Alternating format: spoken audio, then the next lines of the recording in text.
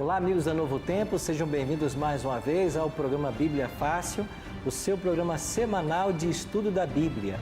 Nessa temporada, estamos aqui no Sevis, em São Paulo, com um grupo de amigos estudando o livro do Apocalipse. E hoje chegamos ao capítulo 17. E nesse capítulo 17, vamos aprender algo extraordinário. Vamos conhecer mais a respeito da queda da grande meretriz. Quem é esta meretriz? Quem é a besta que carrega a meretriz? O que significam todos os símbolos envolvidos neste capítulo? Esse será o tema que hoje nós iremos aprender. Por isso, você é muito bem-vindo ao programa.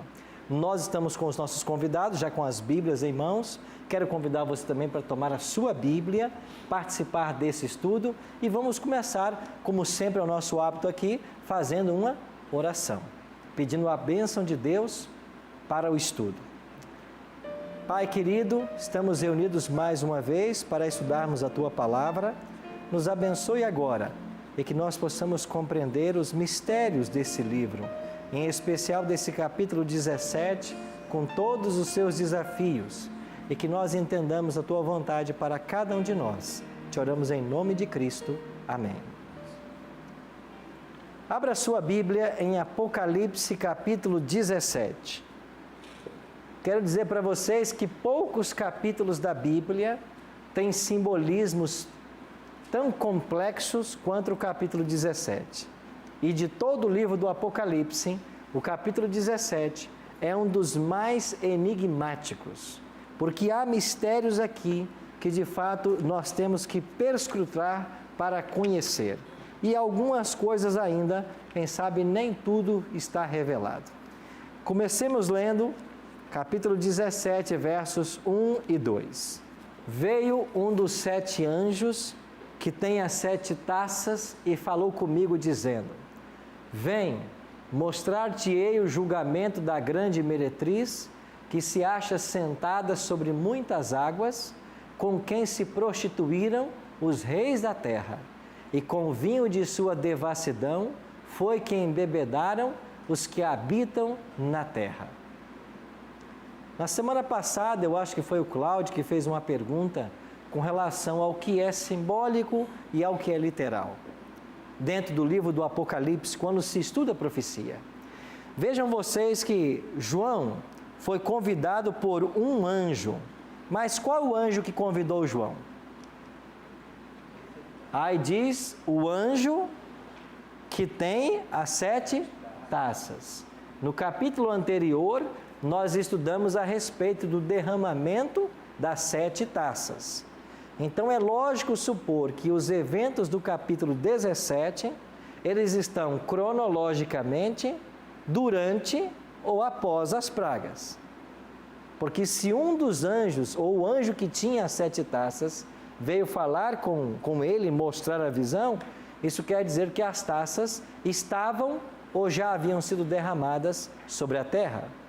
Agora ele vê e diz assim: Vem, mostrar-te-ei o julgamento da grande meretriz, que se acha sentada sobre muitas águas. Aqui é uma visão simbólica. Por quê?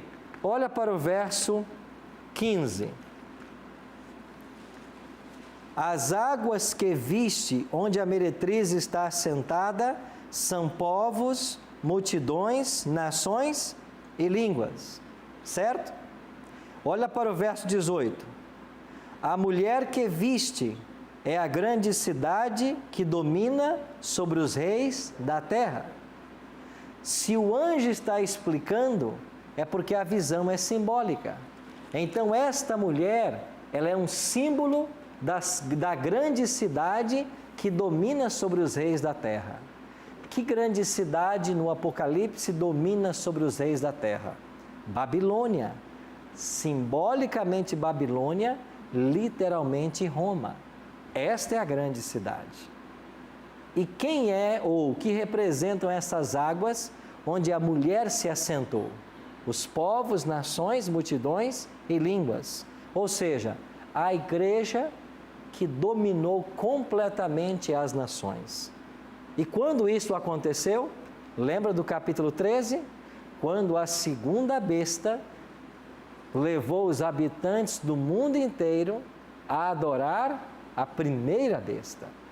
Quando as nações veneraram e adoraram esse poder, agora ela está se assentando sobre todas as nações.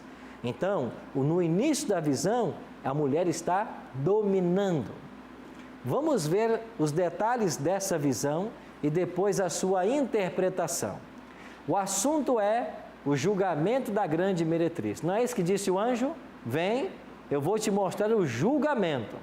Agora, quando nós lemos isso no grego, na língua original, em que o Apocalipse foi escrito, você descobre de que a palavra julgamento ou juízo tem duas expressões na língua grega.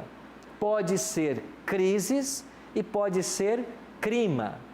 Quando o grego usa a palavra crises para juízo ou julgamento, significa um juízo em andamento. Por exemplo, nós estamos sendo julgados na primeira fase do juízo, que é o juízo pré-advento. A expressão para esse juízo é crises. É um juízo que está em andamento e não terminou. Mas quando o grego usa a palavra crima, não é julgar para saber se é inocente ou não, mas é o sentido de pronunciar o resultado, de condenar ou absolver, de ser negativo ou positivo. Então, é o pronunciamento da sentença. Entenderam a diferença? E qual palavra vocês acham que aparece aqui em Apocalipse 17? Crises ou crima? Tem que ser crima, porque se as pragas já estão caindo, significa que é apenas agora o pronunciamento da sentença. Ela já foi julgada e ela já está condenada. Agora simplesmente é a sentença. E o termo grego aqui, de fato, é crima. Então, este capítulo pode ser dividido, os 18 versos, da seguinte maneira. Versos 1 e 2. O profeta, ou melhor, o anjo está falando, ou é a fala do profeta, né? Na realidade aqui é João que está falando, porque o anjo já o visitou. Então João diz, veio um dos 7 anjos, e ele falou dizendo, vem, verso 2, com quem se prostituíram os reis da terra. Então João está falando. Dos versículos 3 a 6, você tem uma descrição dos símbolos que João vai dar. E dos versos 7 a 18, o anjo volta para explicar os símbolos proféticos. Então, o capítulo ele pode ser dividido nessas 3 sessões. Já lemos então a fala de João, vamos ver agora então a descrição que João faz de cada símbolo. Verso 3. Transportou-me o anjo em espírito a um deserto, e vi uma mulher montada numa besta escarlate, besta repleta de nomes de blasfêmia, com 7 cabeças e 10 chifres. Estão lembrando que nós já estudamos aqui sobre uma besta de 7 cabeças e 10 chifres? Só que aquela besta do Apocalipse 13 não foi dita a sua cor. Agora, na 17, é dita que a besta é escarlate. Seria a mesma besta ou uma besta diferente? Um animal diferente, um poder diferente. Vamos ver. Continuando a leitura, agora verso 4. Achava-se a mulher vestida de púrpura e de escarlata, adornada de ouro e de pedras preciosas e de pérolas, tendo na mão um cálice de ouro transbordante de abominações e com as imundícias da sua prostituição. Então, ela está adornada com pedras preciosas e tem na mão um cálice de ouro, e dentro do cálice você tem o quê? As abominações e imundícias da sua prostituição. Já foi dito que ela, com esse vinho, ela embebeda os habitantes da terra. Versículo 5. Na sua fronte achava-se inscrito um nome, um mistério: Babilônia a Grande, a mãe das meretrizes e das abominações da terra. Ela é a grande Babilônia e ela é mãe. que significa que ela tem filhas, que são suas seguidoras. O que mais diz o texto? Verso 6. Então vi a mulher embriagada com o sangue dos santos e com o sangue das testemunhas de Jesus. E quando a vi, admirei-me com grande espanto. Você está lembrado quem é que recebeu autoridade para pelejar contra os santos e os vencer? Estão lembrados de Apocalipse capítulo 13? Olha o Apocalipse 13, versículo 7. Foi-lhe dado também que pelejasse contra os santos e os vencesse. Isso nos indica que esta mulher montada na besta representa o mesmo poder do capítulo 13, versos 1 até o verso 10, a primeira besta. Então, depois de lido o texto, ou depois de tida a visão, o que aconteceu com João? Ele se admirou com grande espanto. Algo espantou a João. E quando João ficou assustado com a visão, o anjo apareceu. E o que disse o anjo para João? Vamos ver então. Primeiro, todas as características vistas até aqui desta meretriz. Ela está sentada sobre muitas águas, se prostituiu com os reis da terra, embebedou os habitantes da terra, estava num deserto, montava uma besta escarlate, vestida de púrpura, ouro e pérolas, na fronte escrito Babilônia, a grande, a mãe, embriagada com o sangue dos santos, e ela é a cidade, é a grande cidade que domina sobre os reis da terra, conforme já lemos no verso 18. Então, toda a informação que o capítulo deu sobre esta meretriz, aí estão. Então, que conclusão nós podemos chegar? Que esta grande meretriz é a mesma besta de Apocalipse 13. Porque veja bem, ela está assentada sobre muitas águas. De onde emerge a besta do Apocalipse 13? Do mar. Não há uma similaridade? É dito aqui que com ela se prostituíram os reis da terra. Mas no capítulo 13, não é dito aí, verso 8, adorá-la-ão todos os que habitam sobre a terra? Se aqui no versículo 2 ela se prostitui com os reis e embebeda os habitantes, lá eles estão adorando a ela. E por que a adoram? Porque estão bêbados. Porque eles foram embebedados por essa mulher. Aqui diz também que ela estava vestida de púrpura, na fronte estava escrito o nome Babilônia Grande, e ela está embriagada com o sangue dos santos. E lá na besta do capítulo 13, ela teve autoridade para agir 42 meses, e ela venceu os santos, pelejava contra os santos e os vencia. Então, não existe muita divergência nesse ponto da visão. A maioria dos estudiosos concorda de que esta prostituta, esta meretriz, que monta a besta, é a primeira besta do capítulo 13, ou seja, Roma. Agora, a dificuldade está não em interpretar quem é a mulher, mas em interpretar a besta que ela cavalga, a besta sobre a qual ela está montada. Então o anjo aparece para explicar, e o anjo diz assim: por que te admiraste? Dir-te-ei o mistério da mulher e da besta, que tem 7 cabeças e 10 chifres, que leva a mulher. O anjo aparece para explicar a João, e agora ele vai tentar explicar tudo o que João viu até aqui. Mas vocês perceberão que não é tão simples a compreensão deste capítulo como outras partes do livro do Apocalipse. Então o anjo começa dizendo: a besta que viste era e não é, está para emergir do abismo e caminha para a destruição.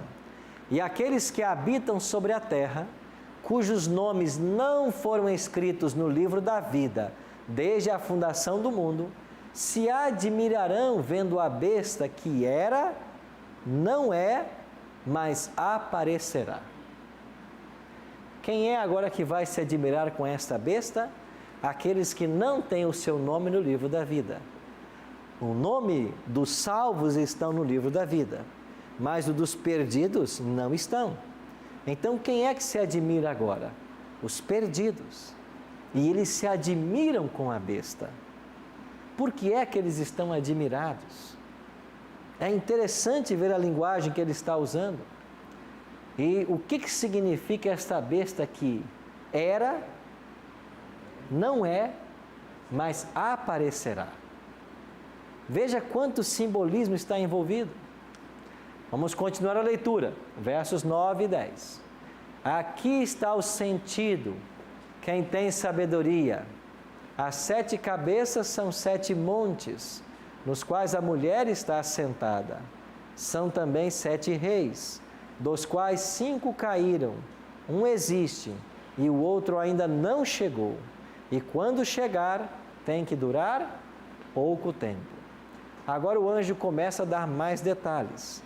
Olha, as 7 cabeças da besta são 7 montes, mas também são 7 reis, dos quais 5 caíram, um existe e outro ainda não chegou.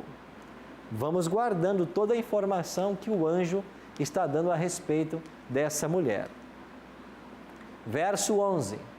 E a besta que era e não é, também é ele, o 8º rei. Procede do 7 e caminha para a destruição. Agora no verso 11 aparece um novo elemento. Esta mesma besta, que era, não é, mas aparecerá, é também o 8º rei. As 7 cabeças significavam 7 montes e 7 reis, mas o poder em si, na sua totalidade, é também um 8º rei. Um 8º rei que surge apenas nesse tempo final da história. Um novo indício para nos ajudar. Versos 12 e 13. Os 10 chifres que viste são 10 reis, os quais ainda não receberam reino, mas recebem autoridade como reis, com a besta, durante 1 hora. Tem estes um só pensamento, e oferecem à besta o poder e a autoridade que possuem. Então o anjo está explicando. As 7 cabeças são 7 montes e 7 reis. E os 10 chifres são 10 reinos. Mas esses reinos não receberam ainda a autoridade. Vamos continuar, verso 14. Pelejarão eles contra o Cordeiro. Quem é o Cordeiro no Apocalipse? Cristo. Mas o Cordeiro os vencerá, pois é o Senhor dos senhores, o Rei dos reis. Vencerão também os chamados eleitos e fiéis que se acham com ele. Quem são os eleitos e fiéis? São os salvos, os sinceros, os que seguem o Cordeiro, os que não aceitaram a marca da besta. Estes são os que vencerão com o Cordeiro. Verso 15. Falou-me ainda, as águas que viste onde a meretriz está assentada são povos, multidões, nações e línguas. Nós já havíamos lido esse verso. O anjo está explicando. As águas onde a mulher está assentada são povos, nações, multidões e línguas. Aqui nós temos um lampejo, um insight interessante. O anjo diz assim: vem, eu vou te mostrar. Olha para o verso 1.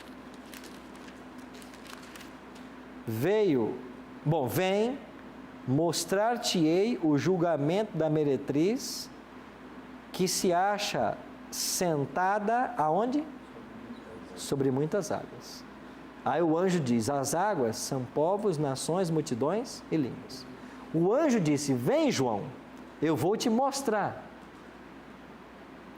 Verso 3. Transportou-me o anjo em espírito a um deserto e eu vi uma mulher montada em quem agora? Numa besta escarlate. Interessante.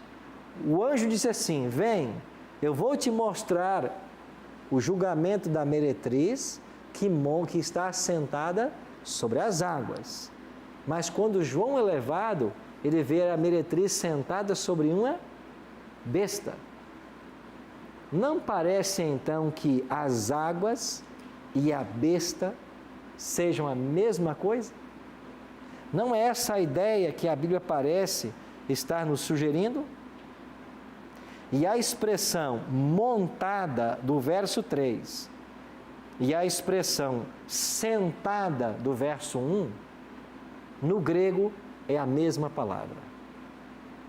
A mesma palavra grega para a mulher sentada no verso 1 sobre as águas e montada sobre a besta no verso 3 é a mesma expressão.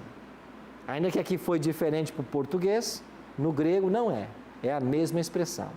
Então aqui parece que nós temos um primeiro insight, que as mesmas águas, as águas representam também a besta. Parece ser a mesma coisa. Mas vamos caminhar. Verso 16 e 17. Os 10 chifres que viste e a besta, esses odiarão a meretriz, e a farão devastada e despojada, e lhe comerão as carnes, e a consumirão no fogo, porque em seu coração incutiu Deus, que realizem o seu pensamento, o executem a uma e deem à besta o reino que possuem, até que se cumpram as palavras de Deus. Agora aqui novos elementos são colocados. Os 10 chifres e a besta, eles começam a odiar a meretriz. Algo aconteceu. A princípio, a besta está carregando a meretriz. E a ideia de carregar aqui é de dar suporte, dar apoio. Mas agora eles começam a odiá-la. Algo aconteceu para mudar essa visão. Cláudio. Pastor, um detalhe aqui no verso 3, porque que no verso 1 ele fala da meretriz que está sobre as águas, né? Uhum. E no 3, João disse que transportou-se em espírito a um deserto. Uhum. Por que essa diferença assim? Por que não as águas? Só que ela estava sobre as águas, agora ele vai para um deserto, né? Em espírito. Ele estava sobre as águas, mas no deserto. Você se lembra que essa expressão deserto, ela já foi usada aqui no Apocalipse? Lembra? Quando Deus deu asas à mulher, 2 asas como grande águia, para que ela voasse até o deserto, onde Deus aguardaria por um tempo, 2 tempos e metade de um tempo. Então o deserto, a princípio, era o local onde Deus escolheu para proteger a sua igreja. Por que é que João ficou tão espantado? Porque o que ele conhecia do capítulo 12 era que a igreja, a mulher pura, fora para o deserto. Mas agora, quando ele chega no deserto, ele vê quem agora? Uma meretriz, uma prostituta. Por isso que ele ficou tão admirado. Eu sabia que quem tinha vindo para o deserto, ou sido levado para o deserto, era a mulher vestida de branco, com a lua debaixo dos pés e uma coroa de 12 estrelas. Era a igreja verdadeira. Ela estava no deserto, mas quando eu chego no deserto, eu me deparo com uma prostituta.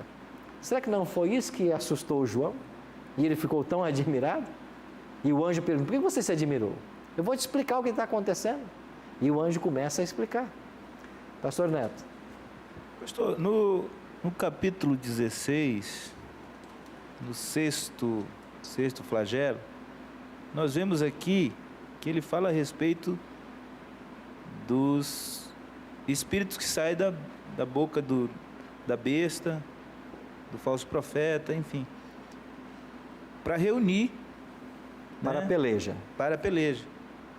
E aqui nós vemos, né, uma meretriz que se coloca em cima da besta sobre as águas. Mais na frente a gente vê que essa besta Parece ser as mesmas águas também. As mesmas águas.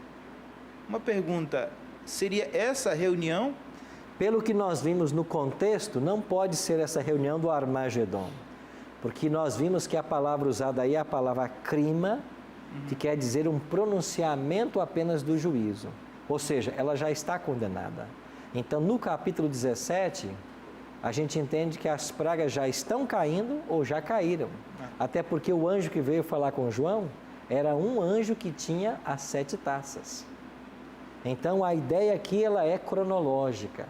Já passamos do grande Armagedon, as pragas já se iniciaram e agora vem a sentença sobre a meretriz.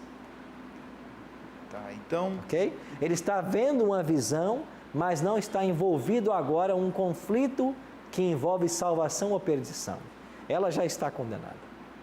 Não há esperança de salvação para ela. Está envolvendo um conflito aqui de alguém que se levanta em um dos dois lados. Não, isso aí já é passado. Já passou. Agora aqui é apenas o pronunciamento da sentença. Tá bom. Ok? Ok, obrigado. Nós iremos para o intervalo. Quando voltarmos, vamos continuar tentando decifrar os mistérios desse capítulo tão extraordinário. Daqui a pouquinho voltaremos.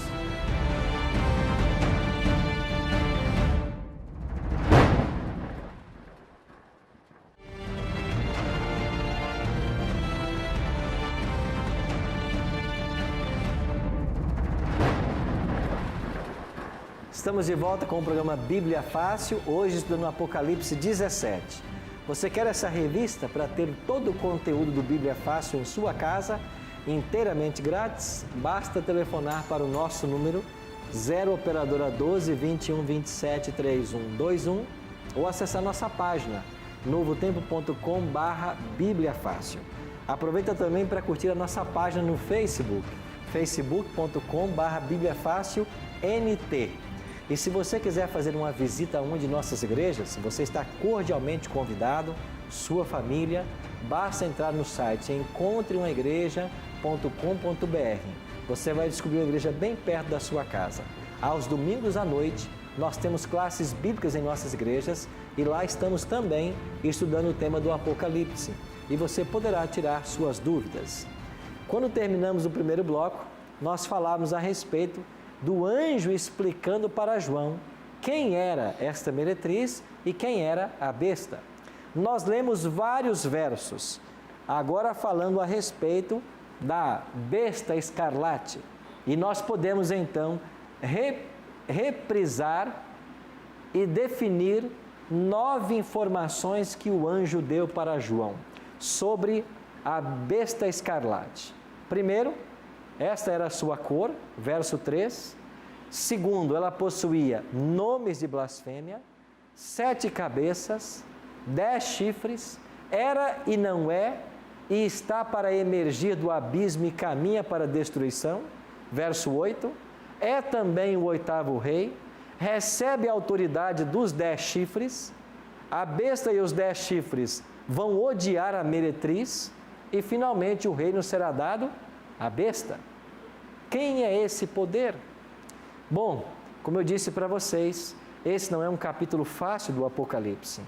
E existem muitas visões a respeito do tema. E eu queria apresentar para vocês 2 delas.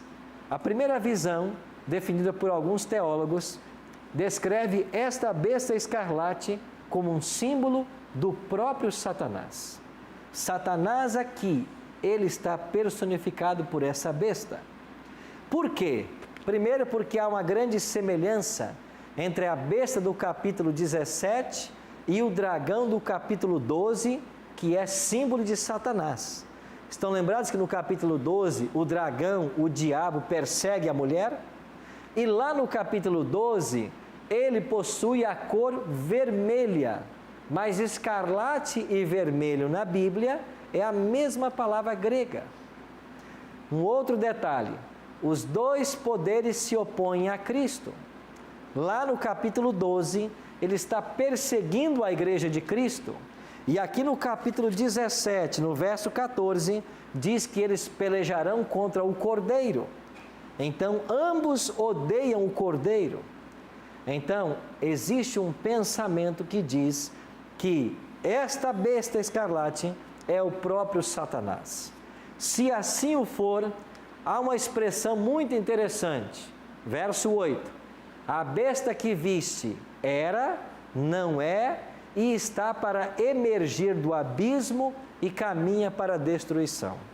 Se esse poder representa Satanás, o que significam as palavras era, não é e está para emergir do abismo e caminha para a destruição? Vamos dar uma olhadinha num gráfico. Era, hoje, não é, durante o milênio, aparecerá depois do milênio. A expressão era tem a ver com a atuação no momento de Satanás. Quando ele deixa de ser? Durante o milênio. O que acontece com Satanás durante o milênio? Lembra aí de Apocalipse 20? Olha aí o Apocalipse 20, versículo 1. Então vi descer do céu um anjo que tinha na mão a chave do abismo e uma grande corrente. Ele segurou o dragão, a antiga serpente, que é o diabo e Satanás, e o prendeu por 1000 anos. Verso 3. E o lançou aonde? Lançou no abismo. E o que disse o verso anterior que nós lemos? Que esse poder que era, não é, mas aparecerá, diz que ele está para emergir da onde? Do abismo. Não faz sentido então essa visão? Então ele é hoje, não é, porque vai ficar preso por 1000 anos, mas aparecerá. Por quê? Porque ele está para emergir do abismo. Quando é que ele aparecerá? Olha o que diz o verso 7. Quando se completarem os 1000 anos, Apocalipse 20, verso 7. Quando se completarem os 1000 anos, Satanás será o quê? Solto de sua prisão. Ele emerge do abismo, ele sai da prisão.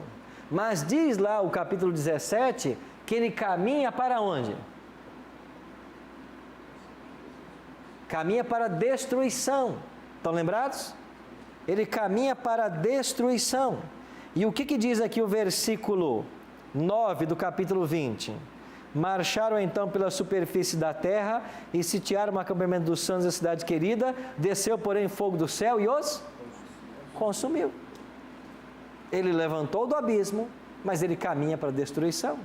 E olha aqui ainda no capítulo 20, o que é que diz o versículo 13. Deu o mar os mortos o que nele estavam. A morte e o além entregaram os mortos que nele havia, e foram julgados um por um segundo suas obras. Então a morte e o inferno foram lançados para dentro do lago de fogo. Esta é a segunda morte. E se alguém não for achado escrito no livro da vida, esse foi lançado dentro do lago de fogo. Ou seja, a segunda morte, a morte eterna, caminha para a destruição. Então, não há sentido em interpretar esta besta como sendo o próprio Satanás. Esta é uma possibilidade. Agora, nós temos um segundo parecer sobre o assunto, uma segunda possibilidade. E essa segunda possibilidade aponta que esta besta é um símbolo dos Estados Unidos. Aqueles que defendem este pensamento remontam-se também a Apocalipse 13. Você está lembrado que em Apocalipse 13 nós temos duas bestas. A primeira é Roma papal e Roma imperial. Mas a segunda besta que surge, quem é? Os Estados Unidos. E eles vão surgir para levar os habitantes da terra a adorar a primeira besta. Então, os Estados Unidos estarão apoiando o papado. Alguns defendem que esta besta representa também os Estados Unidos, que num primeiro momento está carregando Roma. Então a profecia está se ampliando. No capítulo 13, ele leva os habitantes da terra a adorar a primeira besta. No capítulo 17, ele carrega, ele sustenta, ele dá todo o apoio que a mulher precisa. Pastor, mas aqui, nesse apoio que a mulher tem com relação à besta, né? E também surgem os símbolos que aparecem na primeira besta, lá atrás, né? Que fala dos chifres, né? Então, quando se percebe isso, nós temos que entender no dia de hoje. Eu quero entender isso, né? Para o dia de hoje, do que representa essa besta para o dia de hoje nosso, para essa digamos, essa aliança que está surgindo hoje entre a Roma, os Estados Unidos e Roma. Roma.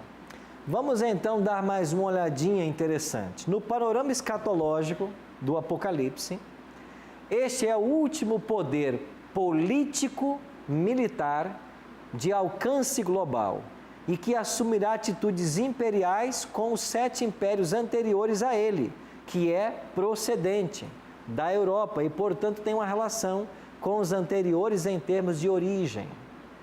Os Estados Unidos não se originou dos cristãos que fugiram da Europa e nós não vimos que aqueles 10 chifres representariam 10 tribos bárbaras que finalmente estabeleceram a Europa. Então aqui está o sentido. Ele seria o 8º rei e ele procede dos 7. Por que procede dos 7? Porque os Estados Unidos foram organizados de pessoas que fugiram da Europa, aonde estavam lá as nações.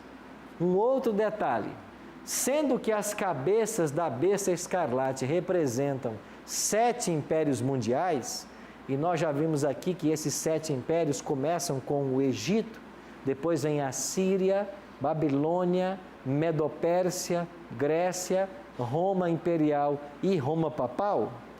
A 8ª cabeça pode ser, portanto, o poder americano, conforme apresentado pela besta de 2 chifres, pois é um poder que apoia no capítulo 13 ou carrega no capítulo 17 a besta que sai do mar ou a grande prostituta.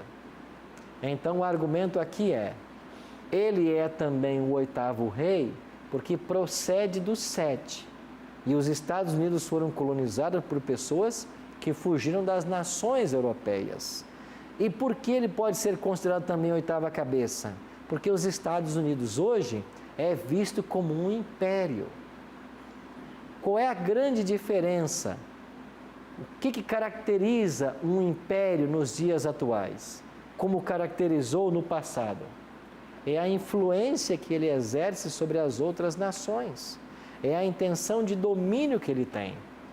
A gente conversava um pouquinho outro dia com o Cláudio, e ele falava que nós, os brasileiros, né, no nosso país, ele tem aqui um exército de defesa que defende as fronteiras.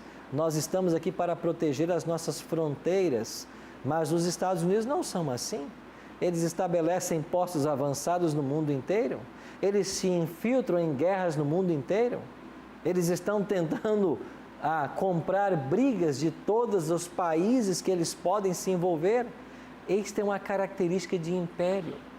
Agora, se ele procede do 7, tem que haver também uma relação dos Estados Unidos com os poderes que vieram antes dele, com aqueles 7 impérios da profecia.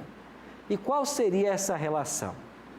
Vamos dar uma olhadinha em alguns detalhes, então, dos símbolos americanos. Por exemplo, pegue a nota de $1. Uma primeira coisa que nós identificamos nesse poder é que ele é um poder também religioso. Porque lá no capítulo 13, a besta possui 2 chifres. E esses 2 chifres falam sobre a liberdade civil e religiosa. Ele é também uma nação protestante. E quando você pega a nota de $1, o que aparece ali na nota de $1? In God we trust. Em Deus nós confiamos. É isso que está escrito na nota de $1. Isso parece nos dar, então, claramente a ideia de que uma nação protestante, uma nação que professa crer em Deus. Qual seria a relação dos Estados Unidos com o Egito? Na nota de $1, você tem uma pirâmide. E essa pirâmide na nota de $1 tem 13 camadas. Essas 13 camadas representam lá as 13 províncias americanas, quando o país começou a ser colonizado. Essas são algumas ideias, alguns vislumbres de um autor brasileiro, aqui de São Paulo, chamado Vanderlei Dornelles, que trabalha na Casa Publicadora Brasileira e escreveu um livro chamado O Último Império. E é nesse livro, O Último Império, que ele coloca esses detalhes. Então, a relação com o Egito. Olha a relação que tem também o número 13 nessa pirâmide. Ela tem 13 camadas, 13 degraus. Você tem 13 pessoas na ceia, Jesus e os apóstolos. Você tem o número da transformação e renascimento, que é o 13. Você tem 12 signos do zodíaco, mais o Sol. Você tem as 13 colônias americanas, que deram origem à nação. Então, aí está o simbolismo do 13. Um outro detalhe. Você tem ao pé da pirâmide algarismos romanos. E aqui você tem, nesses algarismos, um M, um D, um C, um C, um L, um X, um V e um I. Cada letra romana tem aí um significado. Qual é o número que está escrito aqui? Que número significa esse? Quanto? 1776. O que é 1776 na base da pirâmide? A independência dos Estados Unidos. Então você percebe os simbolismos dessa nação?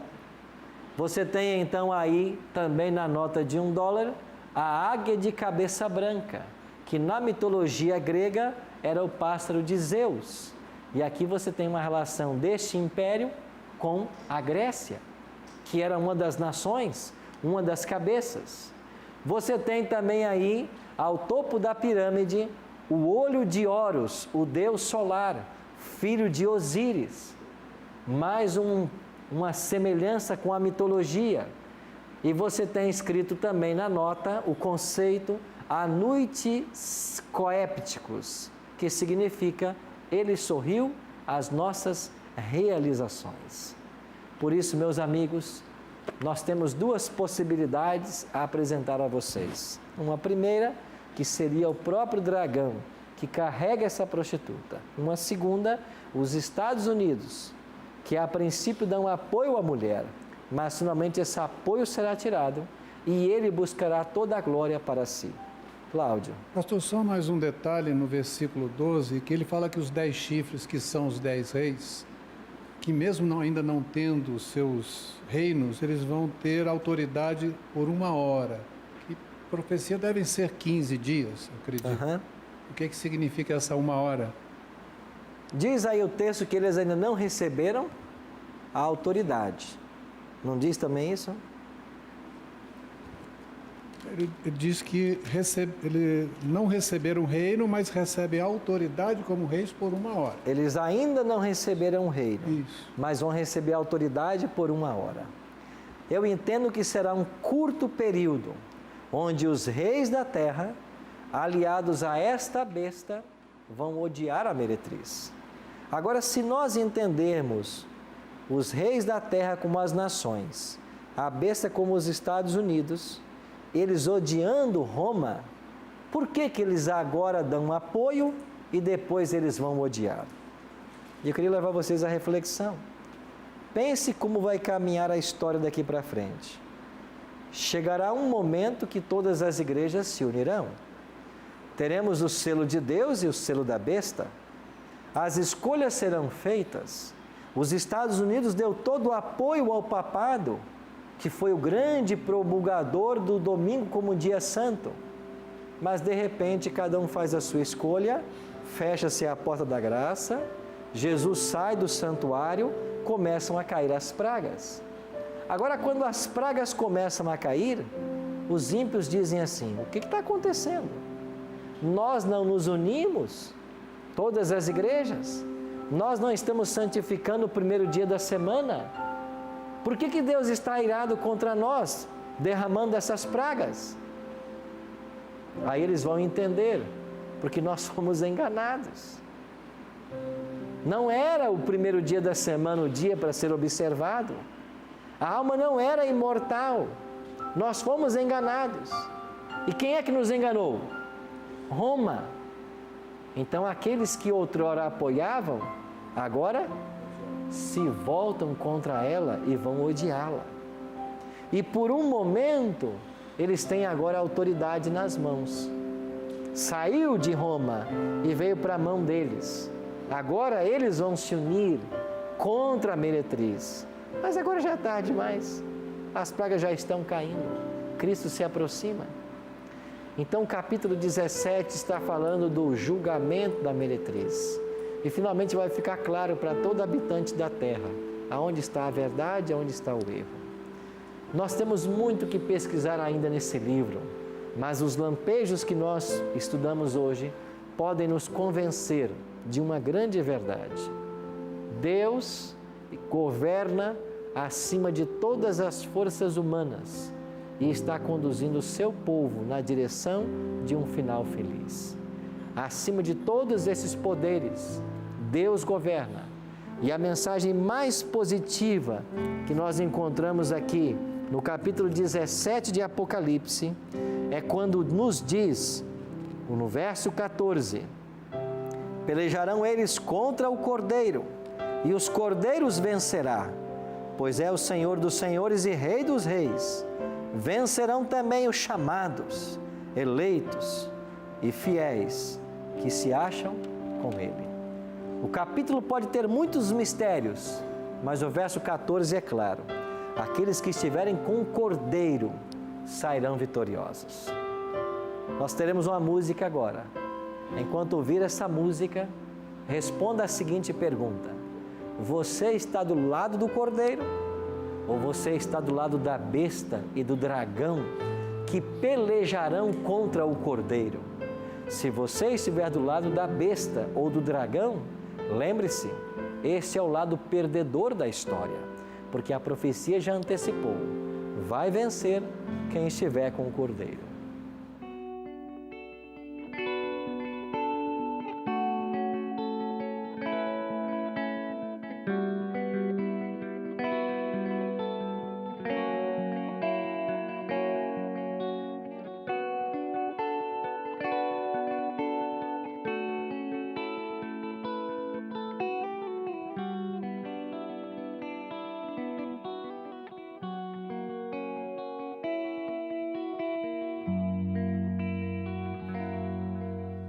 Já houve um homem cujo nome é Jesus de Nazaré.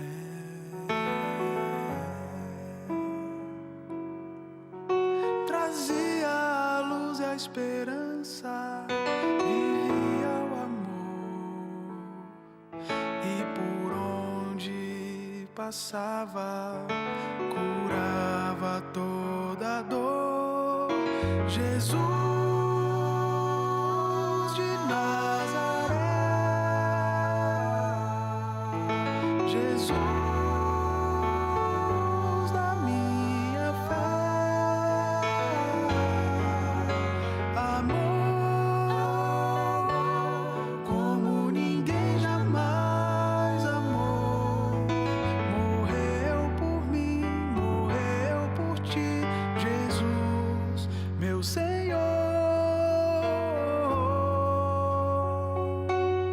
Caminhou até a morte, sangrava-lhe o rosto, e mesmo apanhando e sofrendo, teve forças ao dizer: Pai, perdoa-os, pois não sabem o que fazem. Pai, perdoa-os, pois não sabem o que fazem. Oh, Pai, perdoa.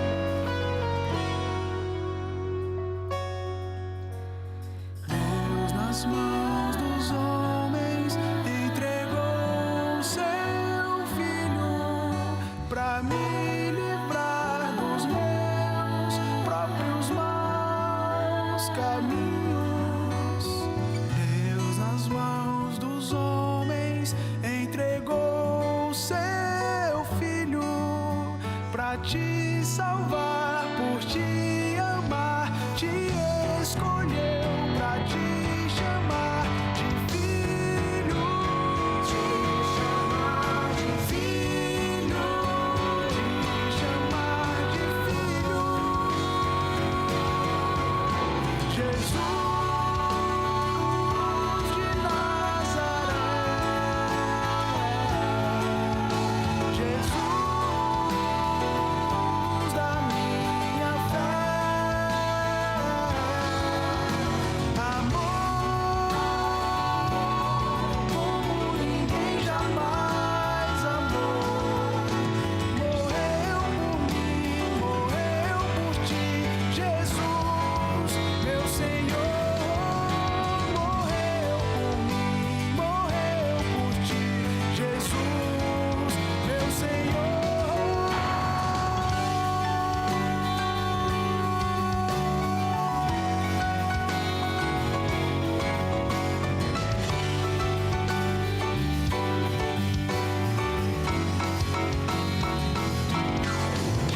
Jesus de Nazaré, Jesus da minha fé, amor como ninguém jamais, morreu por mim, morreu por ti, Jesus, meu Senhor.